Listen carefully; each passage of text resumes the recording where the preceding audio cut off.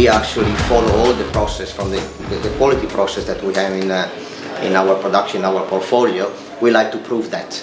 Yeah? So it's not just a kind of a marketing thing that everybody can somehow say or describe, but I think that to be able to go there and invest 2 or 3 weeks at a time, which is, we all know that time is the most precious assets that we all have.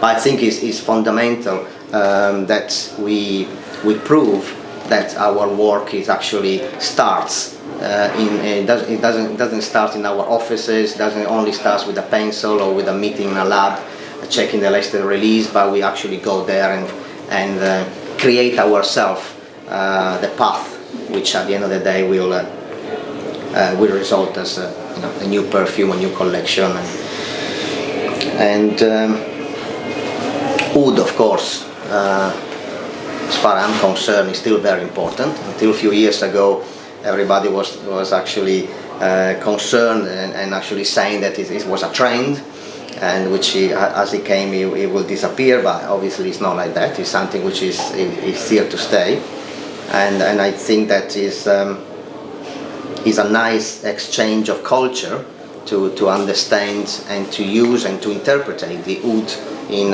this part of the world, of course. And but it's a very complex matter. It's not like you go there or you go to a market in Dubai and buy some wood that you know exactly what's behind the philosophy of wood, and obviously the plantation, the transformation, the quality, and the difference between how you make it is totally different. So even if it is the same tree, the same plantation, the way that you macerate it and you distill, you will have another smell. So it's customized with the customer need, and we say, okay, this will make it more animalic or make it more soft, depends. So it's in fact it's building according to the brand. So it's always is different. The wood always, even if it's the same place, the same trees, everything different always. So the quality and the creativity, it cannot just be determined in our offices. It has to, based since like we always said, our perfume are based on natural ingredients. You need to be able to understand, to carry on learning, because at least I'm talking to myself. The learning curve is always there. We never stop to learn and to witness exactly what's going on in our productions, and so I think that that is something that is our stories that we would like to tell in a way, not just with the photography, but with interview like this, and so. Until a few years ago, what we used to do is actually to do this, to show this is the latest release, this is selling very well, and kind of a carry on introducing the same elements all the time. But what we are showing here, what we show you actually inside, is actually a lot of work. It's a lot of work. It's a lot of experimentation. There's a lot of traveling, a lot of thinking. Sometimes a lot of travel as well. So this is actually the final the final kind of result of works which compensate everything that somehow we do. But the reason why Chris is here today is because that again is correct to tell the full story, and which is being written so far, and will be obviously written in the future with everything which has to come. We still have fun, which is important, because I'm sure you understand that it will be impossible to do something like that after so many years if this wasn't fun. And it's fun and it's successful because Xerjoff is growing. We are maturing as well, like I was saying before, the fact that our portfolio is becoming more united under the brand of Sergio. So in the past we have created few brands, many collections, and now we are putting everything together in order to make the brand much more understandable, especially from not just from the distributor point of view or retail, but more important for the final client point of view. And this is showing the results. Not that before it wasn't correct, but now it's definitely easier to accept, to understand. We have obviously a very large amount of collections. I think altogether we are well over 100 perfumes. So we're still obviously divided everything we produce into collection, but nevertheless everything is much more recognizable from the design and corporate point of view. And this is a process which is an ongoing process. So as far as I'm concerned, I think it's very important for a brand to carry on working and thinking and redesigning and shaping the portfolio in the future, because I think that we all know that nowadays we live in times where everything is changing very fast. We need to keep up the pace and the rhythm, and so I think that as a company we are very flexible in terms of thinking, and once we believe that there are certain paths that needs to be taken, we do it without any hesitation. And I believe that the customer understand that, and I think that in the universe of perfumery, in the world of perfumery, creating a classic and staying still is not the answer anymore. You need to be able to have that kind of a dynamism behind it, what you do, in order to keep up with the existing customer, which are developing as well, and the new customer that will come.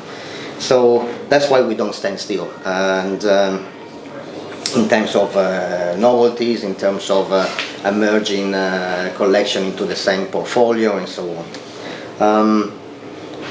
We would like to produce much more. We have so many ideas, we have so many things in the drawer that I think that as a brand we are releasing a lot of material. But it's a little bit like a music band, a rock band. They can know where to get and play again, because that's what we like to do.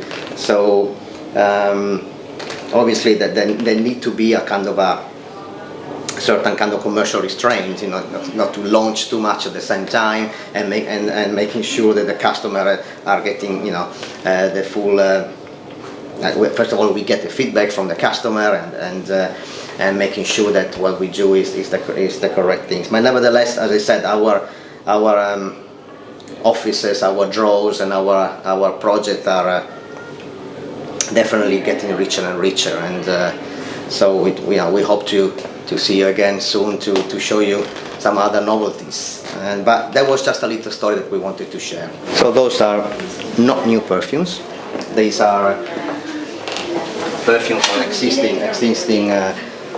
Xerjoff collection, which are now falling to the corporate shape. The blends hasn't changed, so the well-known perfume called Cento, Erba Pura, Opera, Guardasina, Lailati, and so on. Now they are as well brought under the Sergio portfolio. The blend hasn't changed at all. We will add more new perfume into the line. I think one important element is that we have added throughout all the collection the 50 ml as well. 50 ml are important because well, they're easier to carry, but they're easy to purchase as well. So we are always making sure that there has to be a new customer base which they would like to enter into the Sergio universe, and maybe with a better price point that will be able to experience the Velvet collection. That's what we call it, the Sergio V, basically is the Velvet collection. Amber and Rose follows the experience that we had with Amber and Musk. With Amber and Musk, again, is a project that we produced with Chris a few years ago, and that was a very interesting experiment which worked out to be extremely successful. Basically, Amber and Musk is a set of two perfumes which are being created to be blended. So we all know that many customers they love to blend different perfume from different brands, and I would say I'm not too keen on that personally, because I believe that every perfume is actually created to have a start and an end. But nevertheless, is a new trend that in many markets, many parts of the world, is to create your own fragrance. So because of that, we thought let's create something which actually is designed to be blended. Itself alone, they are already a Absolutely. perfume, but blended. There are two finished perfume.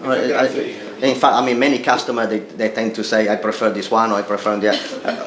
But in reality, you can create your own perfume based on these two perfumes, because they are being created in order to be blended. So there's really little can go wrong. Arabic style, the person there, they put one perfume and after they put another one and then another one. So this was the concept. It was the concept, which also it was extremely successful. I mean, to be honest, I wasn't very convinced at the very beginning, and I was completely wrong, because he had a huge success. And that was going back a few years now, 2 or 3 years. Because of that, we have decided to create the follow-up of this with different kind of amber. So the amber taste is not the same; it's a different kind of amber. And instead of the musk, now we have the rose. So again, the customer can use the amber as a base and the rose as a hard note, or vice versa. Obviously, you can spray twice of one and 3 times of the other. So that's how the combination comes. The personal touch arises by using this set, basically. So this is being launched only a few months ago, while this is a few years already. Now we're going from Sergio to Casamorati. And the very first perfume that we launched with Casamorati was called Mephisto. And we have decided to go a little bit wider here and to redesign the blend of Mephisto, and we call it Gentiluomo, to have a little bit more of a, let's say, traditional barbershop touch into the blend, and to add, of course, a little extension line with a deodorant, with a natural spray deodorant, and with a shave and aftershave cream. So basically it's a combination of the two in this kind of coffret. Also, as a product, which you won't find it in this coffret, in this presentation, we have the beard oil, which again is proving to be particularly successful. There again is an experiment.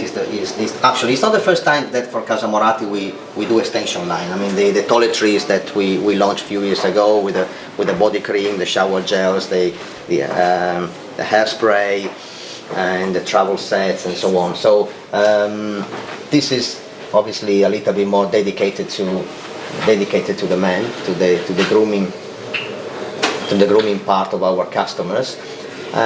With, like I said, with redesigning and reblending the Mephisto, which is one of our one of the most important Casamorati perfume.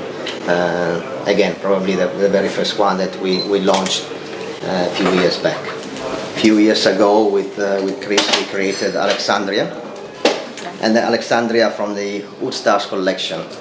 And that was an interesting story, because we decided to create a limited edition. It was exclusive, most of it was limited edition, because in the blend of this, in Alexandra, there was this kind of aged wood, which is from a private collection that we decided to. Alexandra immediately had a huge success. So I went back to Chris and said, we need to produce more, and Chris said, no. He said it was limited, so we do something. So it was limited. It wasn't just a marketing idea. It wasn't a joke. It was actually limited. You took it from my collection. So that we are in trouble here, because the market is requesting to expand the production. So okay, let's be fair with the customer. We have to call Alexandra too. So of course the blend is exactly the same, the wood is the same, but it's not as precious as the first. It's a different location, in fact. Yes. Different location. So we created Alexandra too, with as much as we could closer to the original blend, and it's been a success since then. So much so that we have decided to do a follow-up on Alexandria. So different market was requesting exclusive or let's say twist on the original theme. So the one that we are trying today, or you are trying today now, is actually being exclusive for the UAE for quite a long time now. But I think that is an interesting. It's always very difficult to beat something which is successful. It's like in the movie or the first album, rock music. You have to beat the successes. It's always very, very difficult.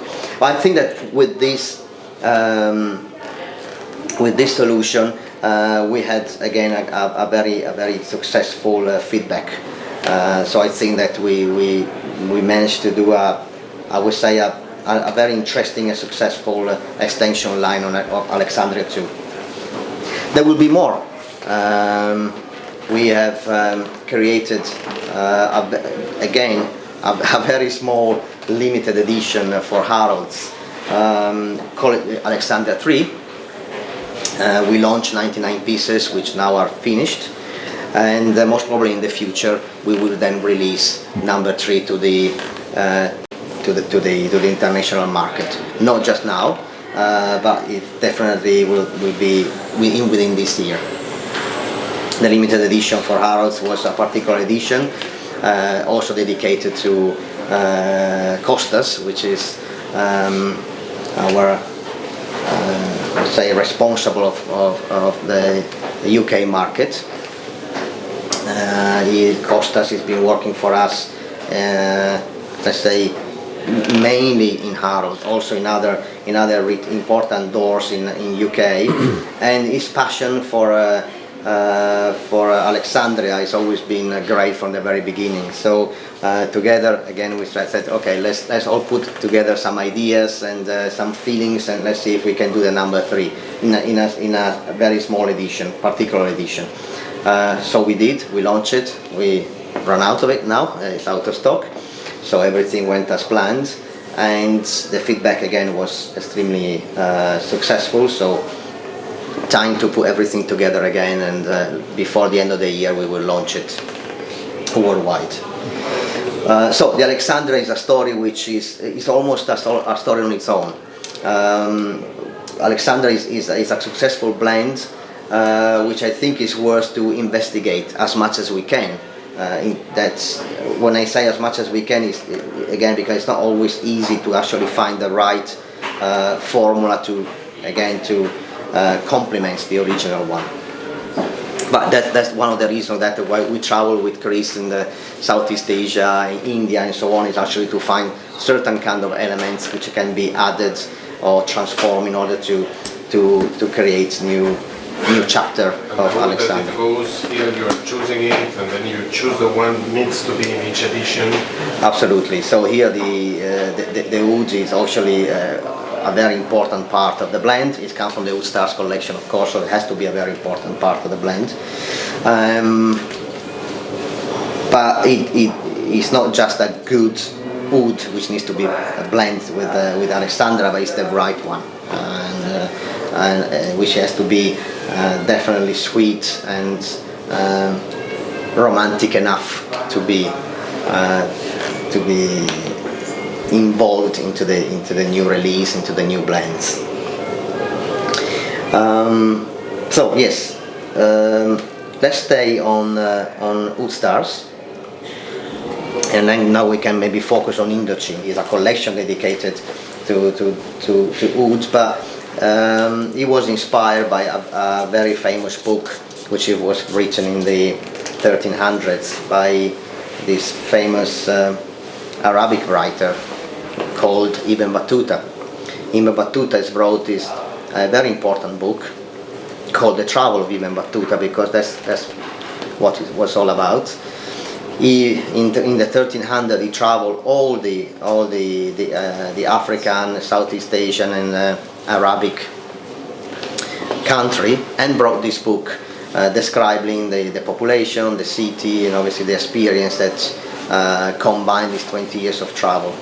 So I was very interested in this book many years ago, and from the reading of this book I extracted some chapter when the chapter basically are based on the city which Ibn Battuta was visiting, and the name of the Oud Stars perfume actually are taken from the original ancient city which are mentioned into the book.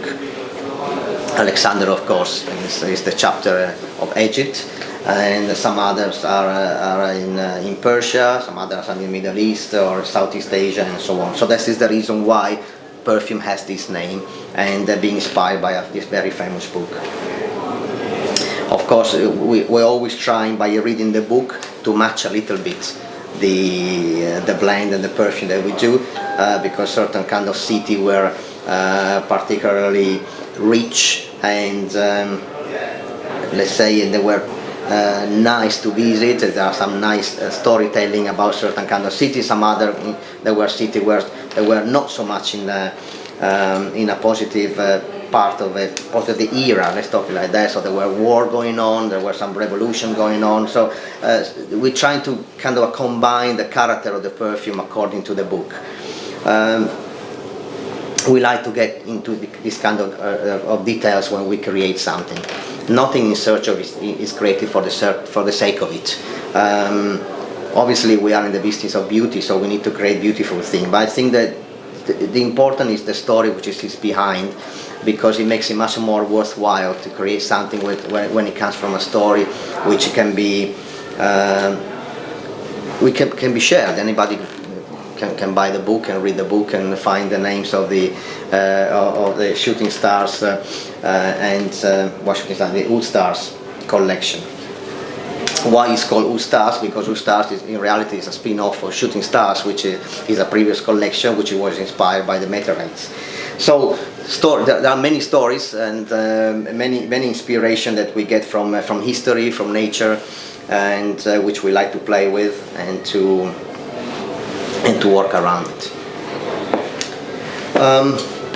Yes, I think that we went through pretty much everything's going on at the moment. In Xerjoff, the marketing plan are always difficult to put together, because when we like something we launch it. So usually our distributors around the world are getting a little bit crazy, because for us it's very difficult to plan. But we still are a company which are based on passion and creativity. So certain kind of rules are a little bit tight for us. So could be the next time we meet we're going to talk about pretty much nothing, or we're going to have another term perfume to explore and to get through. So that's the way we are, that's where we operate, that's we like the way that we feel free and creative enough to carry on working and producing, adding into the portfolio. Cool.